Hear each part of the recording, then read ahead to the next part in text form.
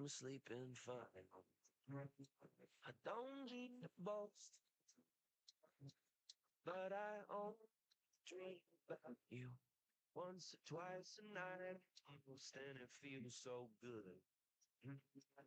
Eating alone, don't get distracted when you're smiling. Miss the green lights driving home, no something stopping. House isn't far, but I think our song is coming up. And now I won't crash the car, but I won't make that mistake again and fall. So I say I don't miss you at all. Someday I won't miss you at all.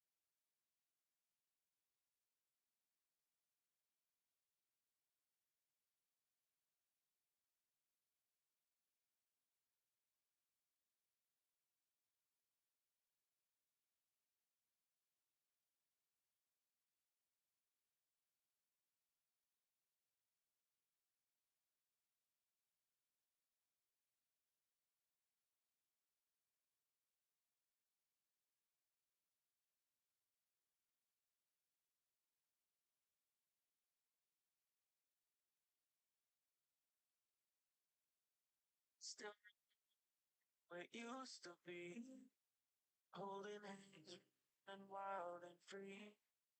Crossed our hearts there, we never let go. We still think of flying on the trees. We dreamed about you close to me in box again.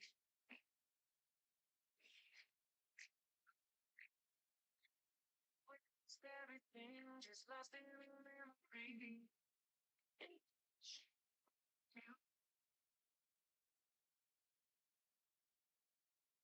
I remember you.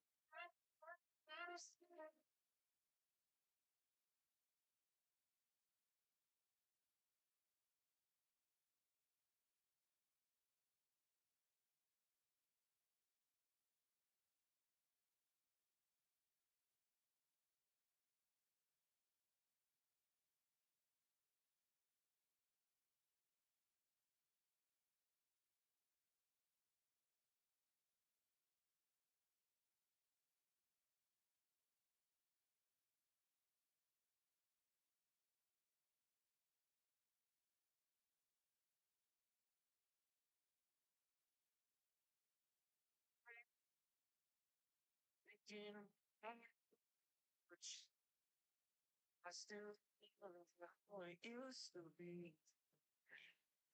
I still think about the younger things. Treat them up. You story in boxing again.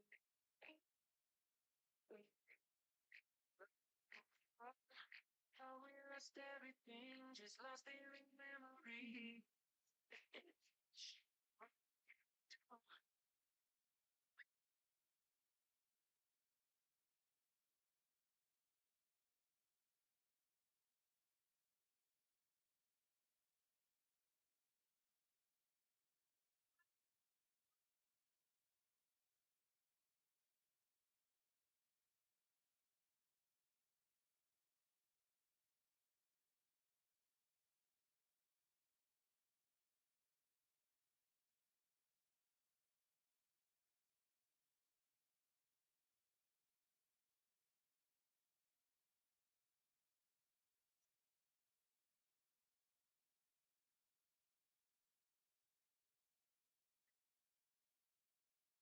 I'm on the midnight train from Marylebone. I couldn't sleep last night and now I'm all alone. I tried to myself, but I forgot my headphones.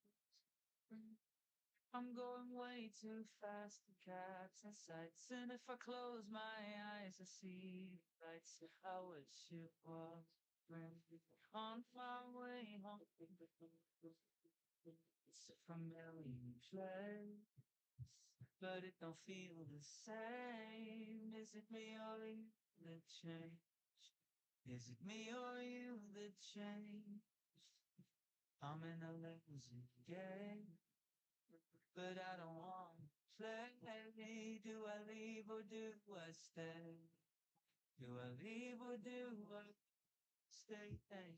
If I do, I feel the same. Well,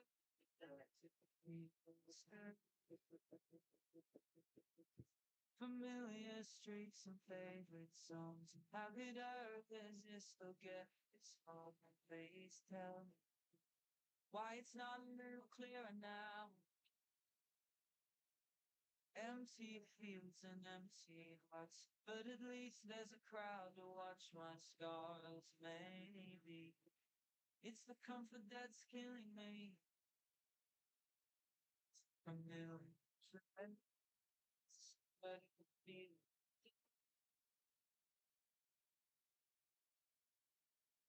me or you change.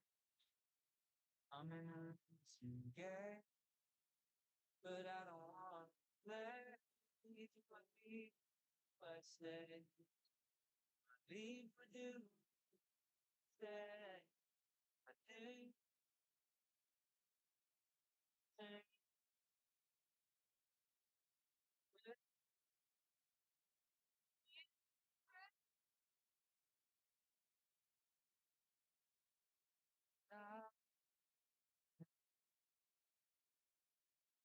I'm on the midnight train.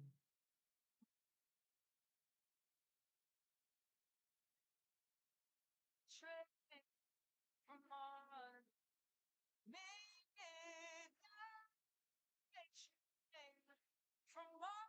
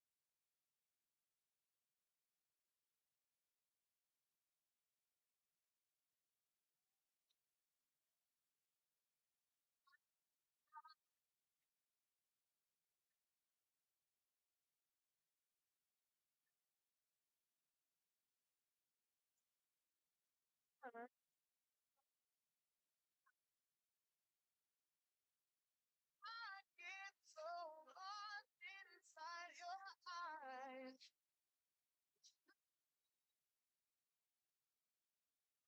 Say to me, you don't say you're fine, honey.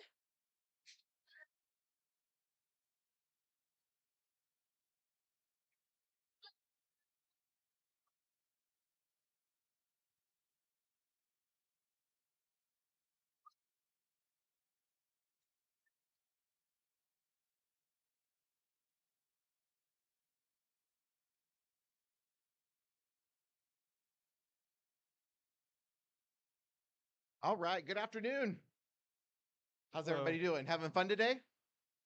Fantastic. We're having a blast here at Eclipsapalooza. And next up, we're ready to move on with our subject matter experts from NASA series. And next up, we have Dr. Kevin Czajkowski. And Dr. Czajkowski is a distinguished professor of geography and planning at the University of Toledo. He received his PhD from the University of Michigan in atmospheric sciences in 1995 and spent 3 years developing remote sensing research at the University of Maryland. He came to the University of Toledo in the fall of '98 and established a research program in remote sensing and the Geographic Information Science and Applied Geographics Lab. His main areas of interest are remote sensing, physical geography, and K-12 outreach. He leads a large research group investigating the use of remote sensing in water quality and urban heat island effect, as well as reaching out to K-12 teachers and students. He's the principal investigator of a K-12 educational outreach program called Globe Mission Earth, funded by NASA's Science Activation Program, bringing authentic science experiences to K-12 students through teacher professional development and student research symposia. Through this program, he engages students and citizen scientists to study how solar eclipses affect the weather, including temperature and clouds. Please join me in welcoming Dr. Kevin Czajkowski. Thanks, everybody. Thanks, Troy. All right, everybody. Hi. How you doing? So, I'm Kevin. Now, I'm here. I was here, right? I grew up here. So, lived in North Tonawanda during the blizzard of '77, right? Now, we had a week off of school. Some of my friends here from high school, I haven't seen in a long time, came. It was great to see them. And I think Barker was one of the districts that had school, lost some buses, had kids stay at the school over the weekend, something else. But that's what got me interested in meteorology way back when. I started taking weather observations of the Weather Observer, snow observations. Went to SUNY Oneonta for meteorology. Didn't care for it so much there, but I still got my degree in meteorology. I should say I did an internship at the National Weather Service in Rochester. I thought I wanted to work for the National Weather Service. Now, Mr. File had us do what are you going to do in 10 years or 5 years? We had to write it down when we were seniors. I wrote I was going to work for the National Weather Service, get married, have 3 kids. But I did my internship for free. I volunteered because I wanted to see what it was like, and I hated it. I did not like working for the National Weather Service. So I had this opportunity to go to graduate school at the University of Michigan. And for those of you who have grandkids and young people, they pay you to go to grad school if you're in science, technology, engineering, or math, right? So those programs. So I went to U of M. My dad loved it. My dad's parents are back there. Go Blue, right? Then I went to the University of Toledo 26 years ago. So I've been there for 26 years. All right, so I have my wife, Kathleen. I have 2 kids, Robbie and Timmy. They're both in college. All right, Timmy played soccer in college for a couple years. Now he's an esports athlete. You guys know what that is? All right, he does this. All right. Okay, so then Robbie, he's going to the University of South Florida. He's doing his PhD. He's looking at shadows to look around corners, crazy stuff. He then became an esports athlete as well. He's Division I. So that's cool. Division I guy. So I like ice skating. I played hockey at Keenan Center, also Tondas before that. So I make an ice rink in the backyard. It was a tough year for ice rinks, and we have a dog, Coco. So there's our project, Globe Mission Earth, funded by NASA. So I'll ask you these questions. So who's been to a solar eclipse before or seen a solar eclipse? So raise your hand. All right, we got partial, right? Most of you partial. So that's the next question. Who's been to a totality? All right, not too many. All right, I've been to totality in 2017. We went to Kentucky. Okay, so totality hopefully will be worth it, right? Yeah, I know. Worried about the clouds. All right. All right, let me play this video here. I found this video to be the best one. We know exactly when eclipses are going to happen. We even look forward to them. But humans didn't learn to predict eclipses because they were exciting. It was because long ago, eclipses were terrifying. Hi, I'm Cameron, and this is Minute Earth.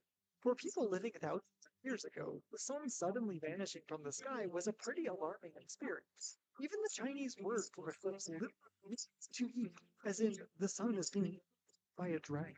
So it's no wonder that ancient people came up with sorts of different explanations for both solar and lunar eclipses and tried to understand when they might happen again. About 5,000 years ago, people in what is now England linked about 100 massive stones through the countryside to build a structure we now call stones. It's mostly composed of an inner ring of large stones and an outer ring of smaller stones, and if you stand in the center of the rings, the sun appears to rise behind this stone, which shows that stone is watching the sky.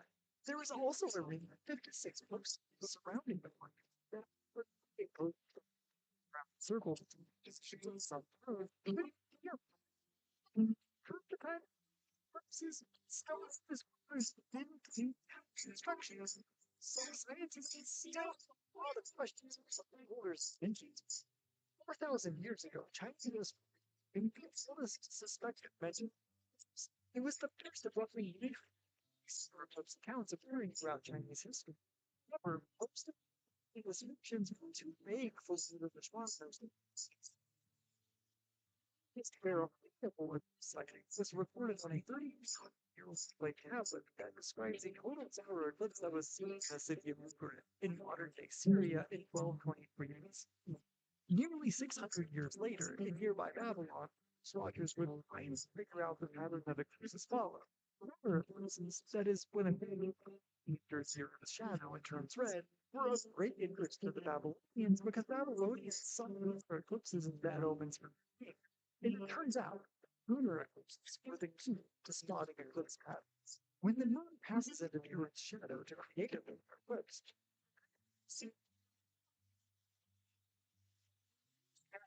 shadow on the Earth's solar eclipse, the eclipse can only be seen from within shadows. So astronomers in Babylon would see roughly half of the lunar eclipses that are and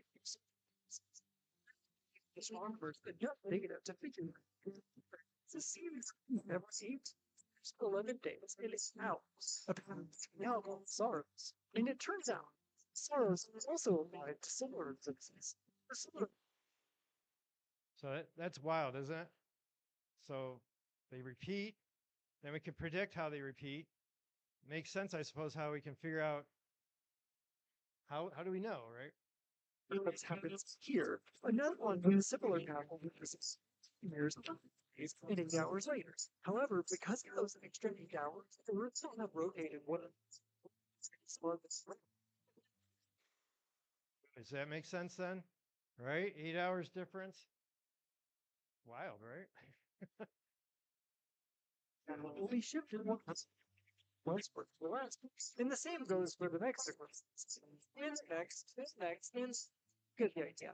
For example, these are the similar paths of one repeat set of solar eclipses during the 20th and 21st centuries. Of course, both solar and solar eclipses happen more frequently than every 8 years. That's because things 40 different sets of identical eclipses are over given time. These days, we can only calculate the timing and path of eclipse that is occurring in the last 1,000 years. We can also predict the future, like the solar eclipse on September 7th, 2972. With one, we have local time. It's window for snow. That's cool, right? All right, so other thing to show. So this, well, astronomers can predict when these occur now, right? And it's amazing, right? And the astronomers know a lot of stuff, and they know a lot of stuff about time and orbits and all that things. That spent a lot of time on it. I wanted to show you this shadow as it crosses, and it's a kind of, of course, this is over the Pacific Ocean, but ours will do similar. It's going to go from west to east. It's kind of, I found odd. I didn't, the Earth rotates counterclockwise if you look from the North Pole, right? So the sun rises in the east, sets in the west. I thought, well, the moon should then block, the shadow should move from east to west, right? But it moves from west to east. What does that mean? Well, that means that the moon is actually moving faster than Earth is rotating on its axis, right? To cause that shadow. And they're always from west to east, okay? I thought that was interesting. I had no idea, right? Learning a lot of stuff. We saw this in the video about the, totality, and then the bigger shadow, the penumbra. All right. Differences between total, annular, and partial eclipses. We're going to have a total eclipse, of course. We had the annular one in October, and then if you're not in totality, you'll get a partial. So, why does this occur? Well, it has to do with how far the moon is away from the Earth, and that changes over time. So in October, the moon was pretty far from the Earth, and so the farther away it is, the smaller it is, right, and then the sunshine came around it. For our total, the moon is closer to the Earth and blocking more the sun for longer. Now, in 2017, I think totality is about 1.5 minutes. Our longest totality is going to be about 4 minutes for this one. So that means that the moon is even closer to the Earth than it was in 2017. And then some solar eclipses totality could be up to 7 minutes. So it's even a little closer.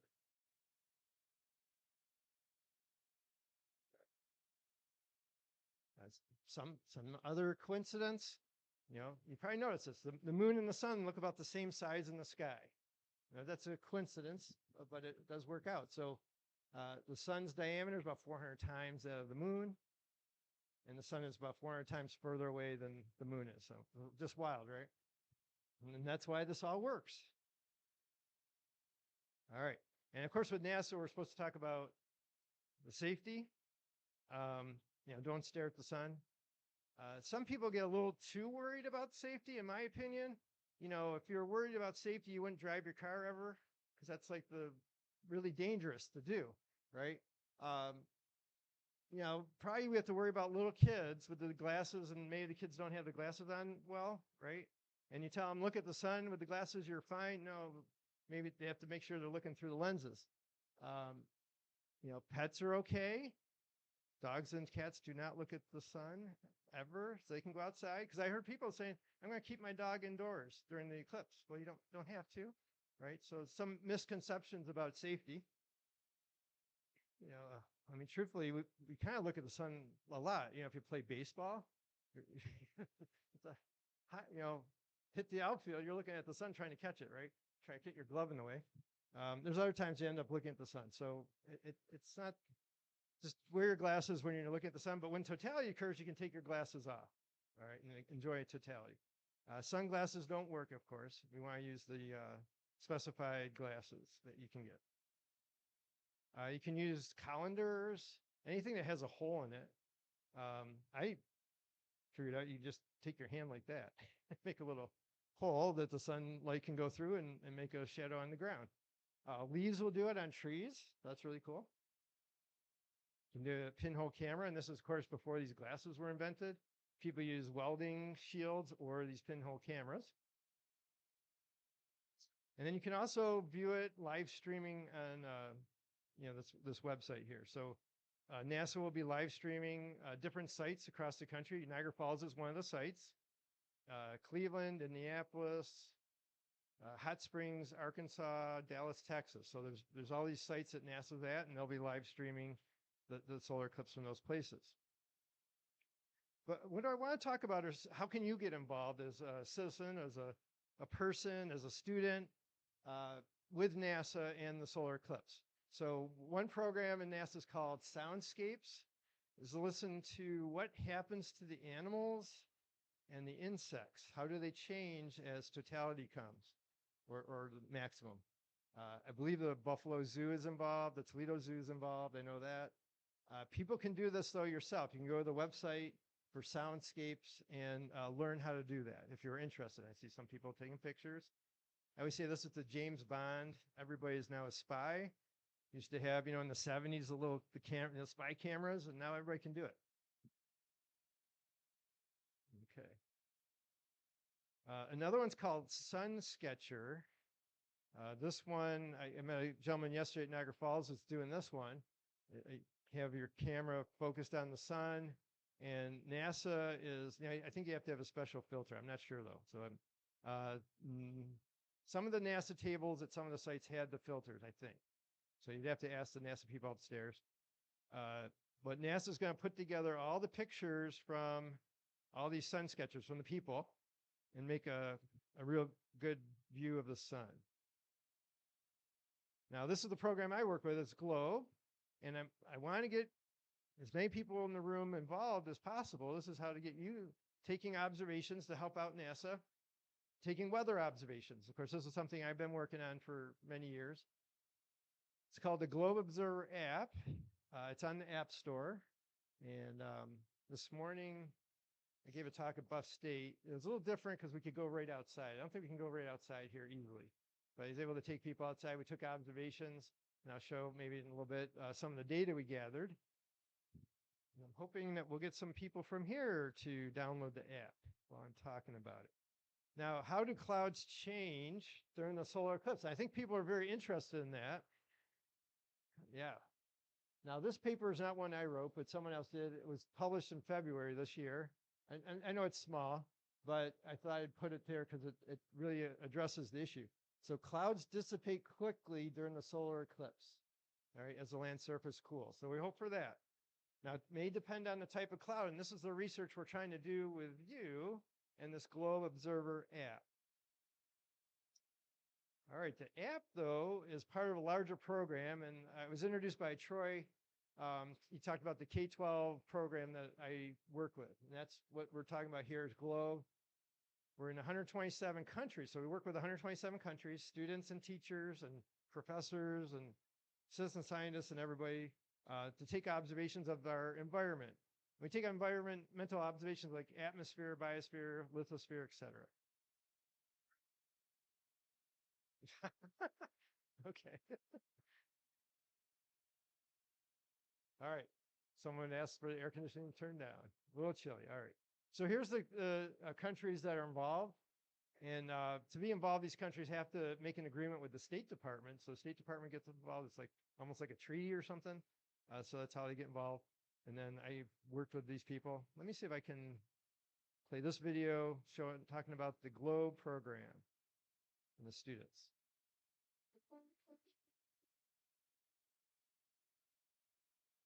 The GLOBE program connects students, teachers, and scientists from around the world through hands-on science research activities called protocols. We're sampling invertebrates, and then we're looking at our key and deciding what they are, and then we're gonna put it on the globe. So they're looking at data that students around the world have collected, and they're seeing how their data is going into that same pool. And so now they're part of this global group of students who are monitoring all parts of the ecosystem. No matter where we live, our common bond is the Earth, and GLOBE allows all of us to discover and learn about the air we breathe, the water we drink, and the soil we use. GLOBE connects us to our planet and one another through interactive exploration. I think it's like cool to see that everybody all around the world are doing this just to help the Earth. The GLOBE program encourages students to be curious about the things they see every day, like clouds, streams, and plants. Through the data students collect, GLOBE helps build a bridge between today's science research and the next generation of scientists, because professional scientists are able to access the data collected by students around the world. In turn, students become more engaged and involved with science. To know that, a NASA expert or a GLOBE expert is going to use that actual data, that's really exciting for the kids and us. Take the first step to encourage your students to discover, explore, and investigate their world. Do GLOBE today. Don't just read about science, do science. There you go. Don't just read about science, do science. That's something I really support for students. If you're want to become an artist, how do you learn to be an artist? You draw, right? You practice it. If you want to become a musician, we had some friends who became musicians. How do you practice, right? And then how do you become a scientist? Well, we tell kids, well, read that textbook and listen to this expert. I'm doing that today, right? I'm an expert standing on the stage, but I want to get you involved, and especially students involved, in taking observations during the solar eclipse, because you learn science by doing science.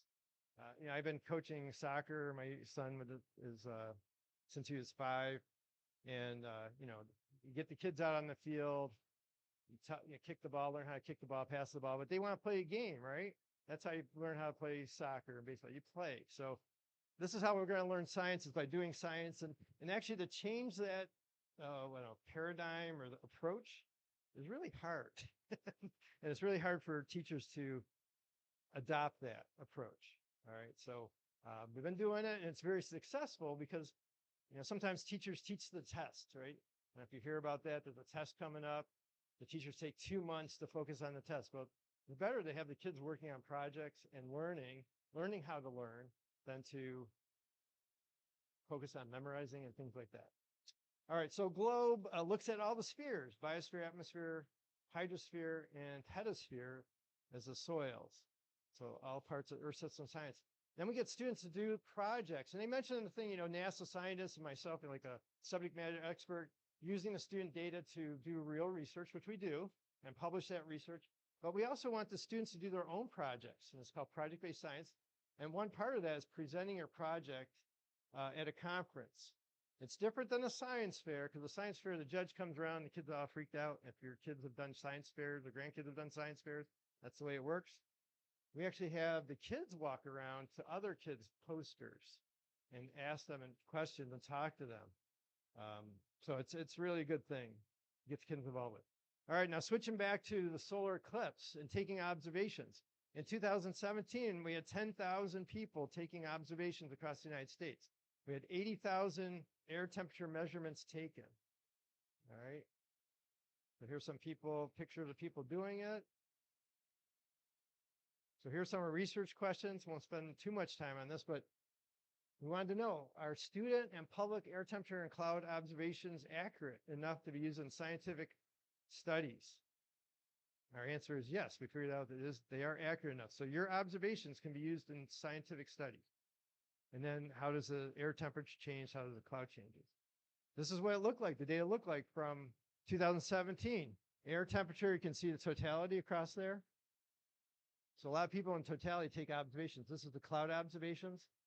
Surface temperature is another project that I do. I won't be talking about that today, but there's the clouds. All right. And air temperature. And you guys can do that. I hope you do that. And you don't have to be in the path of totality too. So one thing we did, how would we figure out if the people are accurate? Well, we took National Weather Service observations and we saw who was near a National Weather Service station and then compared the observations. Are the people close? And they were. And you can see, the one-to-one line, that's a scientific thing. We had the National Weather Service on the y-axis, people on the x-axis, and it was very accurate, which is good. I'll skip that one. And then we did the same for clouds, but clouds are tougher because the National Weather Service, when I did my internship for the National Weather Service in 1988 in Rochester, we went out every hour and observed the clouds, cloud type, percent cloud cover. They don't do that anymore. The National Weather Service does not do cloud observations. All right, they don't have time, they don't have enough people. So this GLOBE program is the only way that cloud observations are taken in the United States. We did the same though. We identified experts, people are like meteorologists, who did the observations of 2017, saw who was around them, and do their observations match? They match pretty well, especially if the skies are clear, so it's easy, right? But if it was partly cloudy, low clouds, high clouds, so that's a little more tricky. And that's all right, because meteorologists, even two meteorologists, and my friend Daryl from the University of Michigan back there, if we stood next to each other, looked at the clouds, he would identify maybe a different cloud type than I would. And he shook his head, yes. Okay, so we're okay with that. All right, so I'll just go ahead here. Some of our questions for this year, how does the solar eclipse affect air temperature in totality, but off of totality as well? So we're trying to get people not in totality to take observations. How do the clouds change? Well, I look at different cloud types, and we'll get the chance to see some clouds, right? Unfortunately, but we're hoping that the clouds are not covering enough so you can have an experience. And then how does 2024 compare to 2017? All right, and then here's an example of a student project on the solar eclipse from 2017. So we're gonna have students looking at this data too. And this is that app again. So if you're interested, I hope you can download it. I'm gonna take a second. Actually, I don't even know if the internet works. I should have done this before I got on. I'm going to go to globe.gov, which is the website for this program. If the internet works. All right, there you go. Globe data, we can look at the data. Teachers can get trained. We're going to visualize the data. Enter the visualization system. We're going to look at the data from this morning. And I hope we can get some data entered from today to this afternoon. So here's cloud observations. We'll click on cloud cover. Oh, what happened to that? Oh, I bet you're sharing my PowerPoint. So my talking doesn't matter. I wonder if you can share my screen? Does that work or no? He's working on it. Okay. Thanks for I mentioning was it. able to get the app to download, so. Oh, good. Yeah. One person. Woo! Oh, 2, 3, 4. Daryl? Okay.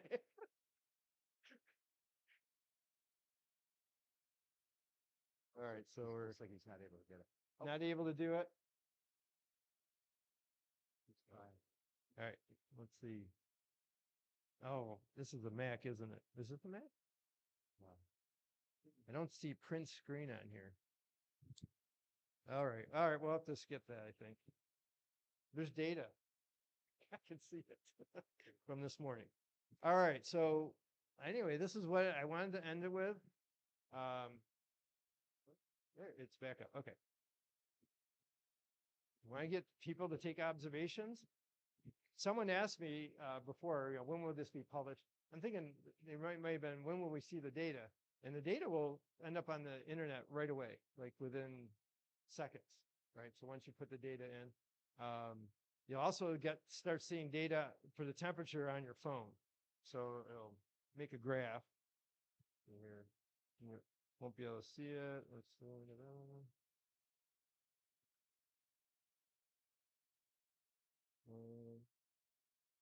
Okay, not telling me. All right, well, it's not showing me the graph either, but that's all right. So the clips will show up on your Globe Observer app when you download it. Anyway, I guess I wanted to stop there and we can start doing the questions, or if people have questions. And if people are downloading their app, they can, what do you call it? Sure thing. Thanks so Can much. check Kevin. on That's that in a great. bit. All right, Thanks, we do have everybody. time for a few questions. Anybody wants to raise their hand? Yeah, give them a round of applause. That was really fun. All right. So talking about cloud cover, if we are trying to kind of get an idea of where in maybe a regional vicinity we could try to look for optimal places, what would you recommend doing? That's a good question. Hard question. Where will I be? I am probably going to go back to Toledo tonight. Not hang out here. Now I keep looking at the forecast. The latest forecast will have come out while we're talking here, and we could see what's happening. I don't know if I can share the internet or something. If I could do it, show you the maps and stuff like that. It's tough because we have this area of clouds that's moving through. How thick is it going to be? How fast is it going to move through? There's a lot of questions, and the models sort of handle it, sort of don't. We don't have it that well. We know there's some clouds somewhere. Yeah.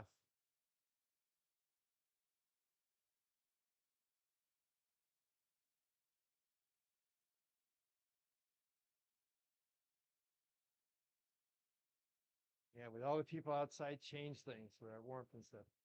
Probably not. Yeah, probably not. Lake Erie might help us out because Lake Erie's cold, and that would reduce heating from the sun. So Lake Erie does inhibit cloud formation in the spring. We know in the fall and the winter, Lake Erie helps with cloud formation and snow formation, right? All right.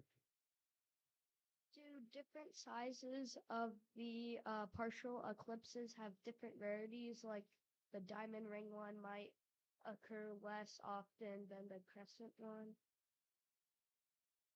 I don't know the answer to that question. I suspect that the diamond ring, that's part of the total eclipse, that when the moon moves completely in front of the sun, then that diamond goes away. Now, as in Michigan, I gave some talks last week at the Monroe Museum, and a couple was there, and they lived 1 mile north of Totality. And they're just going to stay at their house. And I'm like, no, don't do that. Go into Totality, 2 or 3 miles, more than that, because they would see that diamond 1 mile outside of Totality, and it wouldn't be total, right? So 100%, 99.9% is not 100% in terms of solar eclipses. You want to be in 100% coverage. So I suspect, we have these solar eclipses. We have the annular, and total, right? And so the partial are associated with each of those eclipses. That makes sense. So there's like 2 eclipses a year, but some years don't have an eclipse at all on Earth. So only 2 eclipses at all, solar eclipses on Earth each year, maximum, usually. Oh, look at that. All right. Now we can do some internet stuff. All right, so here we have, you can see Totality, people along Totality taking observations. This are the cloud observations. Zoom in here. All right. Like I said, I'm hoping to get some observations from people in the room, could answer questions. It's a little different environment than this morning. Like I said, here's Buff State. Meaning that we can't just go outside. What I did was I took the whole group outside. We took observations. I troubleshot their cell phones and whatnot. But look at all those observations we had this morning. Now you notice some of them are from inside the building. That's not correct. That's, your latitude and longitude your cell phone can be off by, 50 feet or more. So we were all just in this little area here and this and spread out. But you see the observations there. So that's now what we're asking people to do tomorrow, starting about 1 to 2 hours before Totality, maybe start taking observations if you can. Maybe every 10 or 15 minutes do this. And then during Totality, don't do anything because enjoy it. And then take observations afterwards if you can. And this will help us out. What shall I tell you? We can let's see if there's air temperature. Air temperature didn't show up as well from the group. And I'm not sure why. So see that those came up over here. That's weird. Though. Now, closest person to here that does this globe is Mike Jabot at SUNY Fredonia. He's a good friend of mine. So he's big into the globe stuff. Also, one of our friends from high school, David Robinson, over at Wilson High School. He does globe things. Yeah. Oh, cloud. All right. You guys want to see the forecast? I heard a no. Close your eyes. All right. So let's see. What was I doing? I think I'm doing windy. Windy.com. That's an easy one. All right. So windy.com gives you where it's windy. But we can change the different variables over here. This is using the European model. So there's a European model. The European model tends to do better for the United States than the US model. That's just the way it is. All right, so you find the clouds. Here's the cloud. And then we have to find the time here. 3 o'clock tomorrow. Well, this is interesting. See the new development. Clear here, Erie, cloudier, maybe clearer back here. Maybe. You gotta keep looking, right? And I know people were headed off towards Syracuse area, like or Watertown yesterday, trying to chase the clear spot, but then looks like there's gonna be clouds up that way. You know, it's just really tough.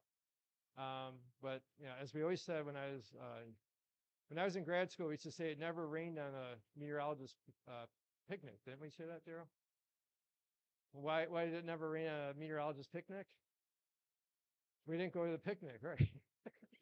If it's raining, we wouldn't have our picnic. But all right, so there are possibility, right? We'll keep an eye on it.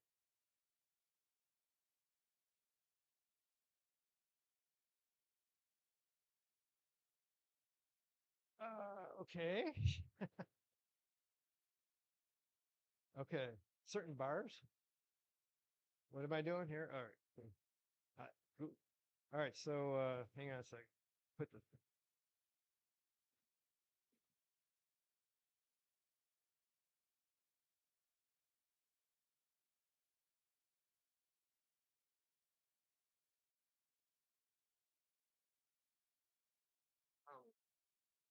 problem is the news, they grab up all the cool stuff. All right, let's see if I can find something there.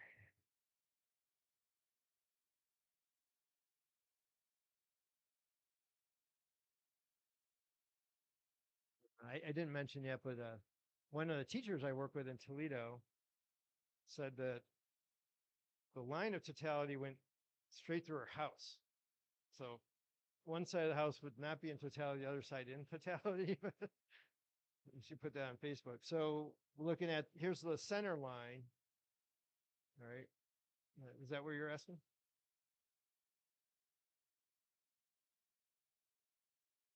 Well, yeah, I mean, you won't notice the center, of course. It just, that gives you the maximum totality. But, you know, if we go back, let's go over to Tonawanda or something, North Tonawanda. All right. That's not that, it's 3 minutes, 42 seconds, right? Versus 3 minutes, 46 seconds.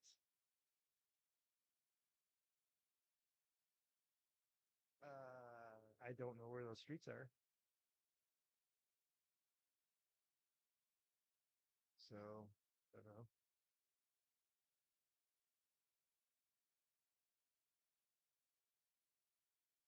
Okay.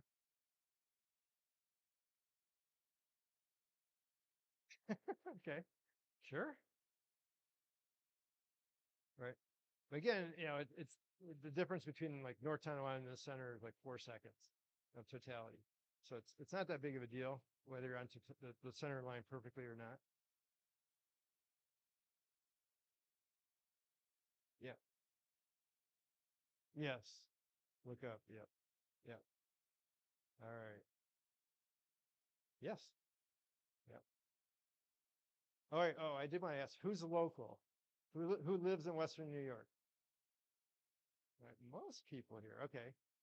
All right. So if you're not from Western New York, where are you from? Chicago, DC, Pennsylvania, New Jersey. Yeah, great. Ohio, Columbus, Ohio. Yeah, Daryl's from there and his family. All right. So local people, yeah. Oh yeah. That's a good. How do you get air temperature? Well, we're not doing surface temperature because you have to train you and all that stuff.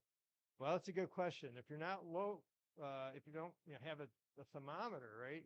We've been using meat thermometers actually, and it works pretty well. Question is, did I bring it? I don't think I brought it.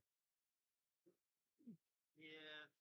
Yeah, I didn't bring any in to give out. I thought about bringing some, and then I thought, well, maybe not. I don't know. So, but yeah, regular thermometers will work.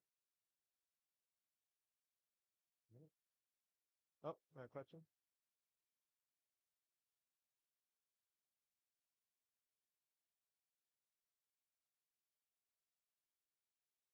No, well, they went to Niagara Falls because it's an attraction, right? People go to Niagara Falls for the falls. They're not there making observations. The people there are helping educate. So most of those people are educators, like myself. So NASA is launching rockets around the United States. There's 130 groups launching high altitude balloons, including high schools. And they'll get above the clouds and look at the shadow using cameras and taking temperature and all that stuff. NASA does want to see, look at how the ionosphere changes, because the ionosphere, we're bouncing radio waves off the ionosphere, especially AM radio. Mike? Yeah, right. So the airport, all airports in the United States, and more or less a lot of them throughout the world, launch weather balloons at, right now it's 8 a.m. and 8 p.m. So it's called 0Z and 12Z. So universal time. So yeah, that's the time. That's why the weather forecasts come out after 8 a.m. That's a better weather forecast, and the weather forecast that comes out after 8 p.m. is a better one. So on your 11 o'clock news, that's your better forecast to look at than probably the 6 o'clock. They have an updated forecast.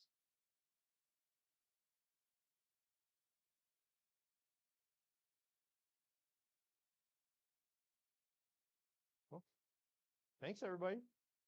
Have fun. Yeah, thank you, Kevin. That was fantastic.